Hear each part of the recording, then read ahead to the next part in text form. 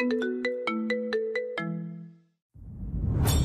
শোনো না গো, আমাদের পুতুল ডায়েরি চ্যানেলটি সাবস্ক্রাইব করে পাশে থাকা বেল আইকনটি বাজিয়ে দিও প্লিজ। আর গল্পটি ভালো লাগলে অবশ্যই লাইক কমেন্ট করে শেয়ার করে দিও। ধন্যবাদ। জবাব দেয় না। বাপি উঠে এসে আবারও মুরসালিনকে ধরে। জয়ের দিকে রক্তচক্ষে তাকিয়ে বলে, তুই কি করতেছিস? এরকম মার্কা প্রশ্ন এই খাকির বাচ্চা মুখে খুঁড়ে না যাইব, লাগতেই আইব না। কুত্তাটারে মাইরা ফেলিস নাই আইস পর্যন্ত, আর তোরে আমি পরে দেখব না। কামরুল টেনে হিচড়ে মুরসালিনের পাশ থেকে দুটো বাচ্চাকে উঠিয়ে নিল। আদিম উল্লাসে মেতে উঠল ওরা জীবিত ছোট্ট ছোট্ট দেহগুলোকে নিয়ে। উদ্দেশ্য মুরসালিনকে উত্তেজিত এবং দুর্বল করা। মুরসালিন নিজের শরীরের ব্যথায় আরো শক্তিশালী হয়, কিন্তু বাচ্চাদের আঘাতে ওকে অস্থির দেখা যায়। জয় জিজ্ঞেস করে, জিন্নাকে কোথায় রেখেছিস তোরা? তোদের সংগঠনের আর সব কোথায়? তার কণ্ঠস্বর শান্ত, কোনো তাড়া নেই, উত্তেজনা নেই। অতুর মনে হলো সে নরকের কোনো এক বিভাগে বন্দিনী। মৃদু হলদেটে আলোয় গুমট গন্ধে এক নরকীয় অবস্থানে বসে থেকে অন্তুর ভেতরটা কেমন যেন উল্টে পাল্টে উঠেছিল। তার মনে হয়েছিল সে নিজের ভেতর থেকে হারাচ্ছে। মুরসালিন বলে, জিন্নাকে ফেরত দেব, তার বদলে আমায় কি দিবি? আগে ফেরত পাই সহি সালামত, তারপর যদি মনে কয় তো কিছু প্রতিদান পাবি। না দিলেও ঋণ নাই। ঋণ আছে তোর আমার কাছে, পুরানা ঋণ, যা তোরে 80 বার খুন করলেও পরিশোধ হবে না, কিন্তু খুন একবারই করতে পারবো।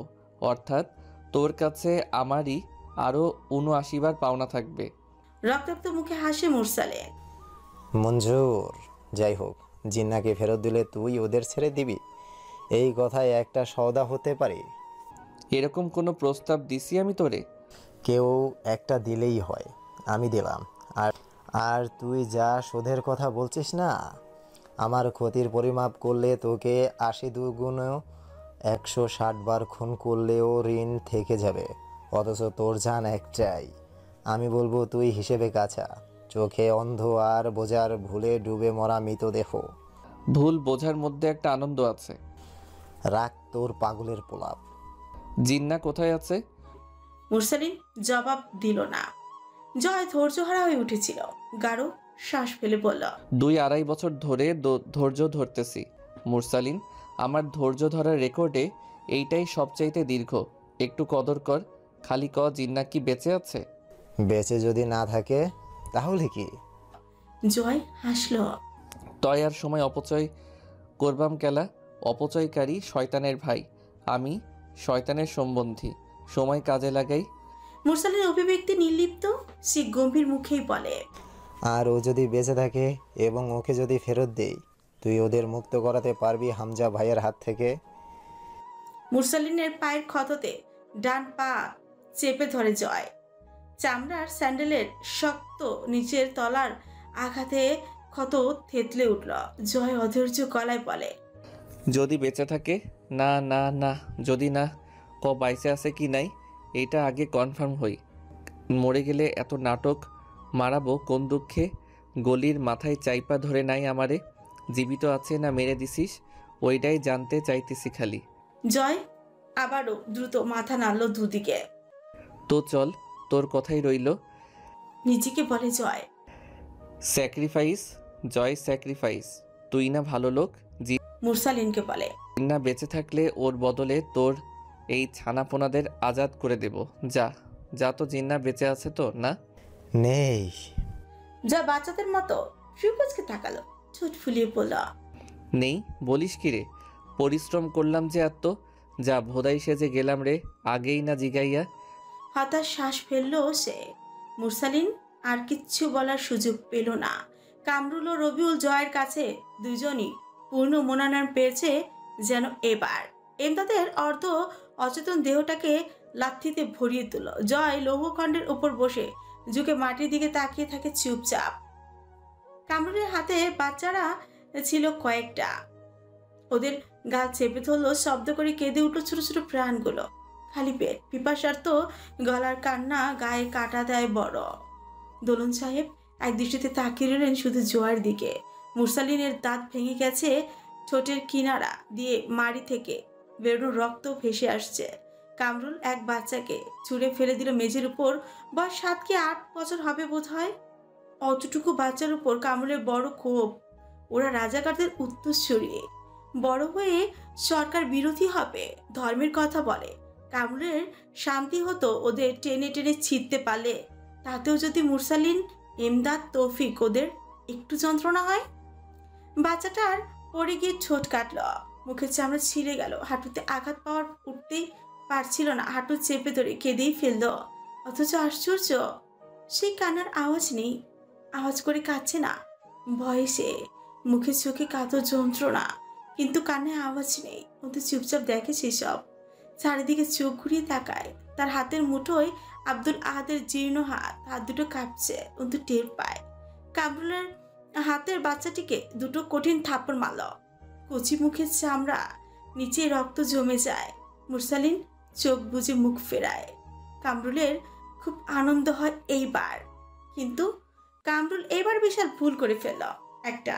ওদের মাথা থেকে সাদা পাঁচকলির টুপিগুলো খুলে ছুঁড়ে মারল দূরে। অন্তু দেখল, দীর্ঘশ্বাস টেনে নিল ভেতরে। পকেট থেকে ছোট্ট একটা ছুরি বের করে রবিউল কামরুলের হাতে দেয়। দাঁত বের করে হাসে, দাঁতগুলো কালশিটে ধরনের স্পট পড়ে আছে। কামরুল খুব মজা পাচ্ছে। বাজারে গেলে বাচ্চাদের খেলনার আবদার করলে মা যখন খেলনা কিনে দেয়, সেই সময় বাচ্চাদের মুখে খেলনা পাবার তৃপ্তিখানা কামরুলের মুখে।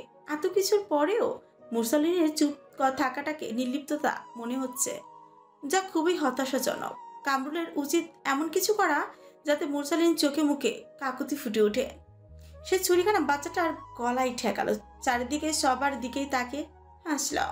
উপস্থিত সব বাচ্চার মুখে এক করুণ আতঙ্ক দেখা দিল।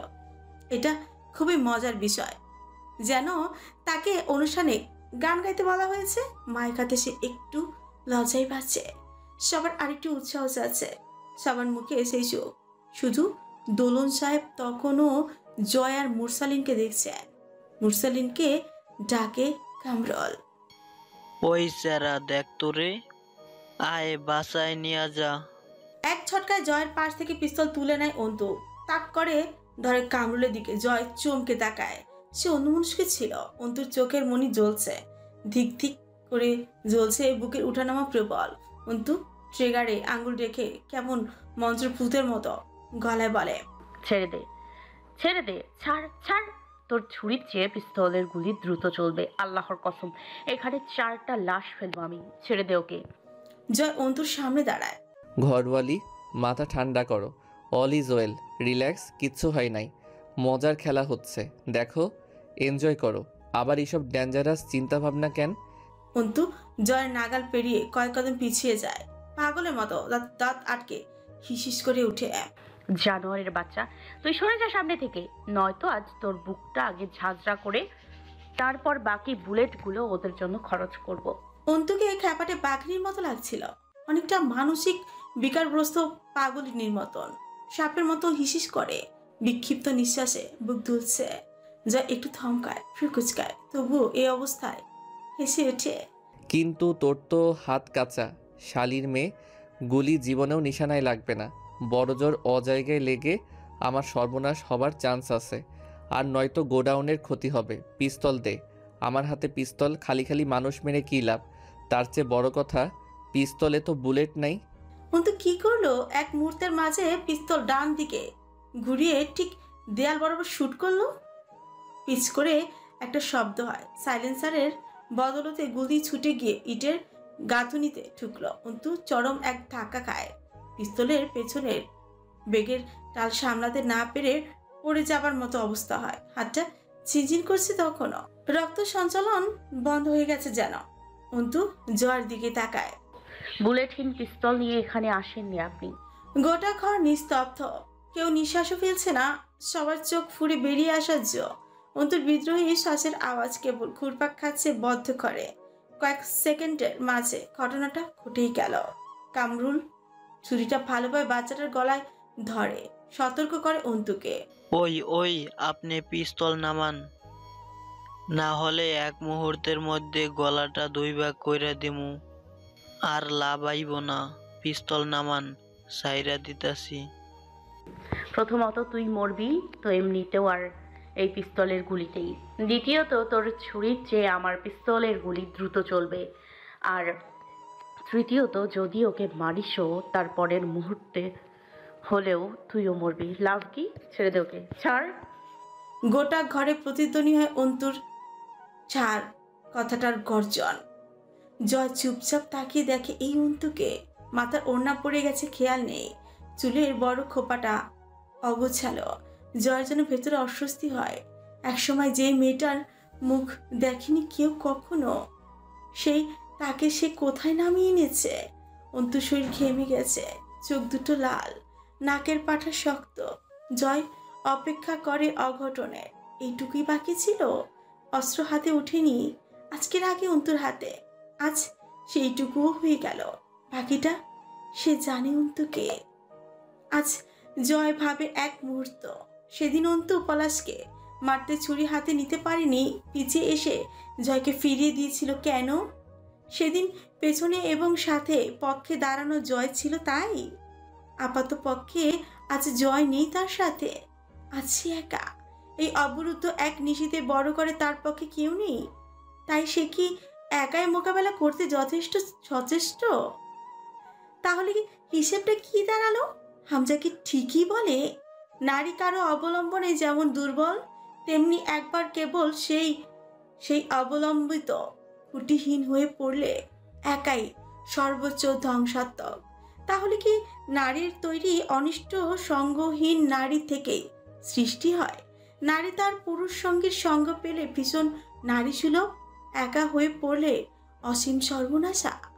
কামড়ে মুখ শুকিয়ে যায়। বাচ্চাটাকে ছাড়তে চাইলেও ছাড়তে পারে না। কেউ অন্তুকে গিয়ে ধরতেও পারে না। মাঝখানে জয় আমির যে দাঁড়ানো।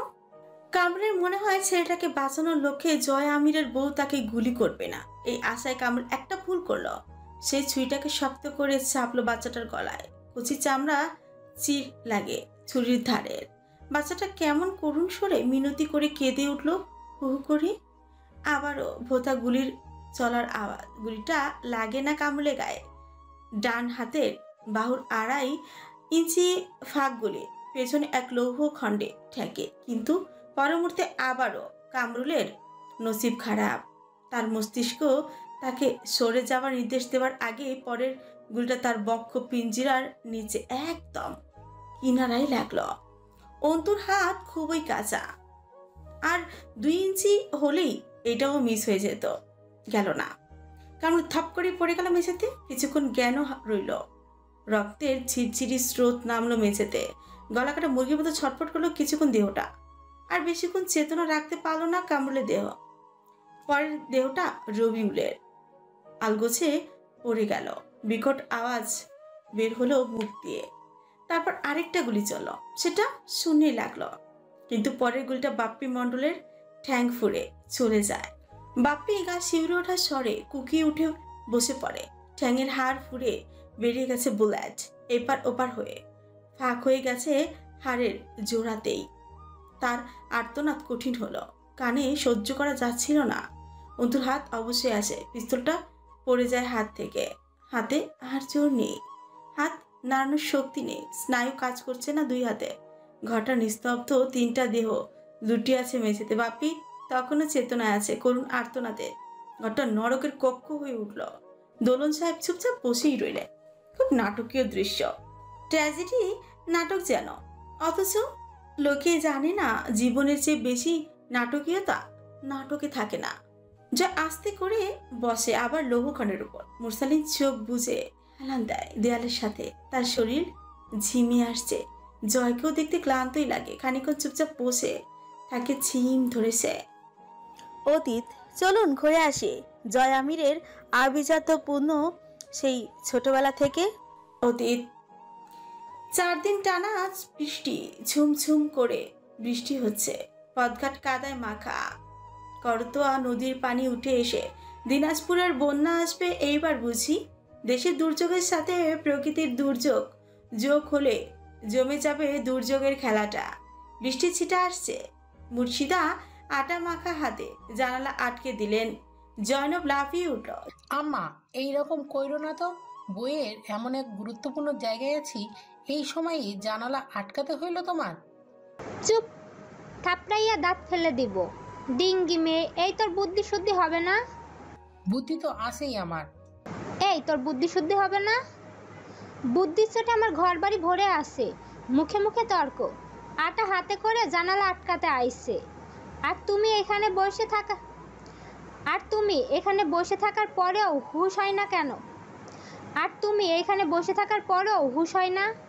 বইয়ে কি পড়িস সারাদিন? দেখ জাহান্নাম হইয়া গেছে। আর তুই বইয়ে কি দেখিস? জয়নব উঠে বসলো আর তর্ক করলো না। মেঘের জন্য দুপুরটাকে বিকেলের মতোই লাগছে। জানালা আটকে দেওয়া ঘর পুরো অন্ধকার হয়ে গেল। তার শাড়িটা ছিঁড়ে গেছে, কিন্তু বাজারে সব দোকান ছাই হয়ে গেছে। মানুষের পেটে ভাত নেই, শাড়ি কি জিনিস। আপাতত বইটা রেখে দিল। আম্মা গেলে আবার নিয়ে বসা যাবে, কিন্তু মুর্শিদা গেলেন না। উনি বসলেন জয়নবের পাশে, মেয়ের চুল খুলে এলিয়ে দিলেন পিঠে। আম্মা তোমার হাতে আটা লাগায়ও না চুলে। শুকাইয়া গেছে আটা, চুলে লাগবে নাকি? বিলি কেটে দিতে লাগলেন চুলে। জয়নব খার পেছনে হেলিয়ে বসে রইল। বিশাল বিশাল চুল তার। নারকেল তেল প্রায় আধপোয়া করে একেবারেই লাগে তার চুলে। জয়নবের বয়স তখন 18, তার আগত হয়ে আছে 2 বছর হলো। কিন্তু এই নারকীয় পরিস্থিতিতে জলিল আমির অনুষ্ঠান সারতে পারছিলেন না। আমির বাড়ির মেয়ের বিয়ে পানসিভাবে দেয়া যায় না। গায়ের লোক ওই 2 দিন আমির বাড়িতে পেট ভরে খাবার হকদার। জাবেদ জয়নবের 1 বছরের ছোট। জামিল আর জয়নব যমজ। জাবেদ জয়নবের 1 বছরের ছোট, জামিল আর জয়নাল যমজ। তাদের ছোট জেবা, তার বয়স 13। সব পিঠাপিঠি। জামিল ঘুমাচ্ছে। এই অসময় জেবাও গিয়ে মেজো ভাইয়ের পাশে শুয়ে পড়েছে। সারা রাত চিন্তায় ঘুম আসার জন্যই। মুর্শিদা কেমন উদাস স্বরে বললেন, আমাদের মনে হয় আমির নিবাস ছেড়ে দেওয়া লাগবে রে জয়নব। জয়নব একবার তাকায় মায়ের দিকে, এরপর ঘরে বাঁধানো পঞ্জিকার দিকে তাকায়। আজ বঙ্গাব্দ 1373 বৈশাখের 13 তারিখ, খ্রিস্টাব্দ 1971 26 এপ্রিল। জাবেদ রে কেন পাঠাইলা আম্মা? আব্বা তো বলছিল সুযোগ পাইলে নিজেই আসবে দেখা করতে। ধুপ করে উঠল মুর্শিদার বুকটা। তিনি ভুলে থাকতে চাইছেন সব। বললেন, বলবি না তোর বাপের কথা? মরণের পথে ভাসাইয়া রেখে উনি গেছেন যুদ্ধ করতে। সন্ধ্যার পর জয়নাল এলো ফিসতে ফিসতে।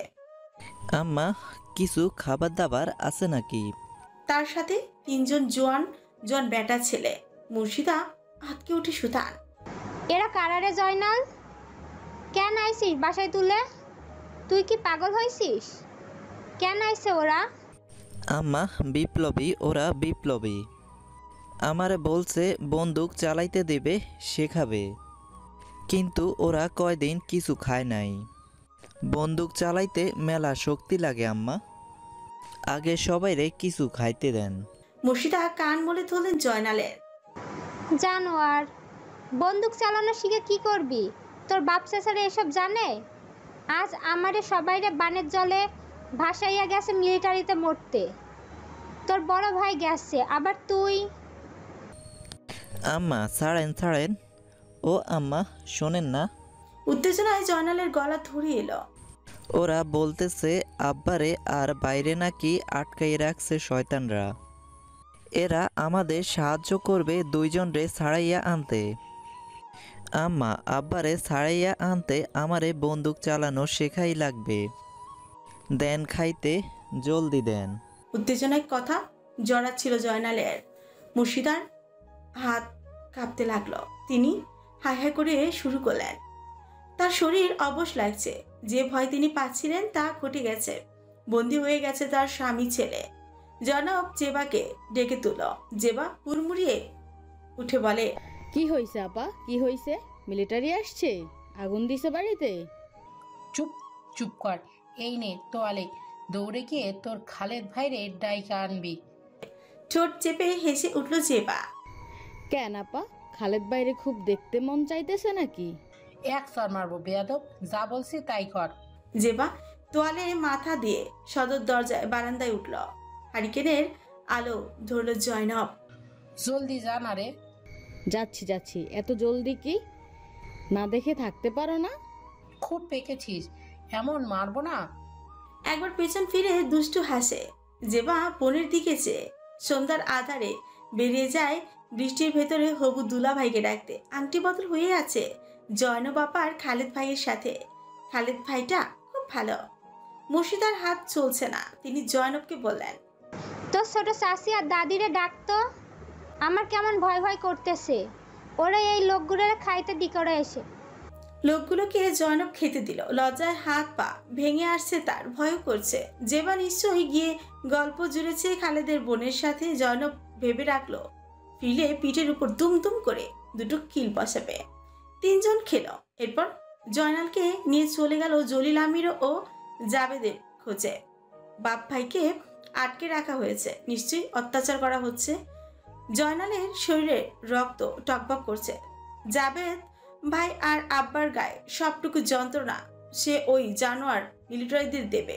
পণ করলো মনে মনে ওদের হাড্ডি ভেঙে এনে আমির বাড়ির ফটকে ছোলাবে সে। যাবার আগে একবার দৌড়ে জয়নবের কাছে গেল। আফা, আমি যাচ্ছি, রামদাটা বের করে দে তো, জলদি দে। জয়নব অসহায়ের মতো বলে, তুইও যাচ্ছিস? বাড়িতে কে থাকবে রে? জয়নালের চোখে অগ্নিঝরা উত্তেজনা।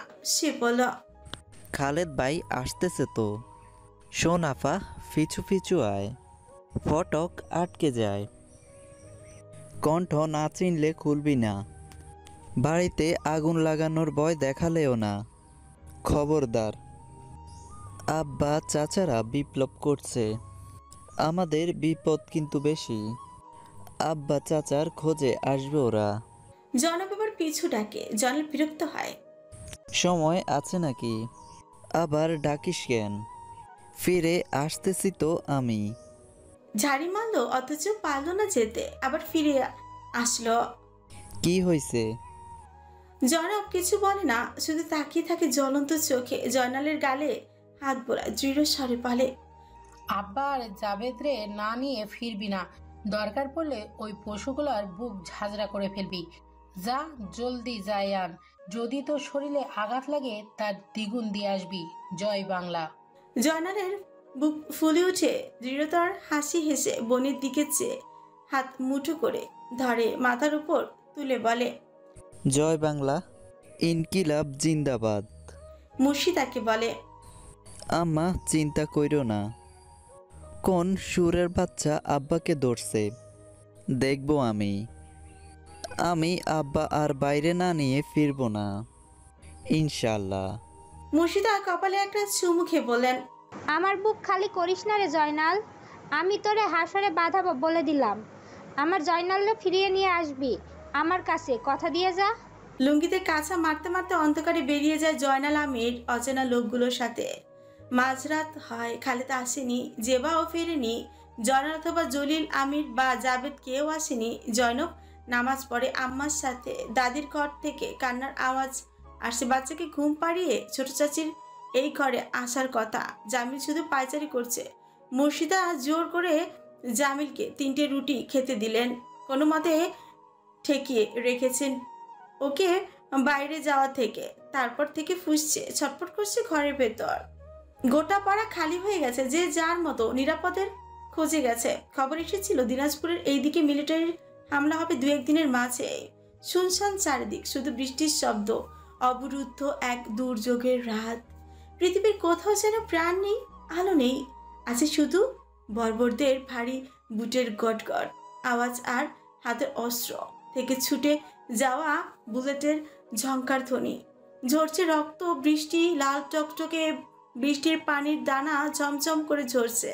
সেই ঝমঝম রব ছাপিয়ে যেন কানে ছুটে আসে মানুষের হাহাকার আর্তনাদ, গুলির আওয়াজ আর নিঃশব্দ নৃশংসতার ভোতা গঙ্গা নিয়ে। আমির নিবাসের ফটকে বিকট আওয়াজ হলো। ফটকটা কি কেউ ভেঙে ফেললো? মুর্শিদা খাচ্ছেন, কিন্তু মুখটা শক্ত। সময় যত যাচ্ছে বুকের উত্তাপ বাড়ছে। তার ছেলেরা কেন বাড়ি ফিরেনি? স্বামী কেন এসে দরজা খটখটায়নি। বুকের ভেতর আগুন জ্বলছে। জয়নব নিঃশ্বাস আটকে থাকলো ক্ষণকাল। এরপর দৌড়ে বড় বারান্দা গলি পেরিয়ে রান্নাঘরে ঢুকলো। দুটো বটি আর লোহার শিক নিল। ফিরতে গিয়ে আবারও ঘুরে পাটার ওপর থেকে শিলটা নিয়ে ঘরে ঢুকলো। মায়ের হাতে ধরিয়ে দিল শিলটা, নিজের হাতে রাখলো বটি, অপর হাতে শিক। শব্দ শুনে জামিল খাওয়া ছেড়ে উঠে গেছে। এক দৌড়ে দোতলা সিঁড়ি ভেঙে উঠোনোর কোণে থেকে শাবল তুলে নিল সে।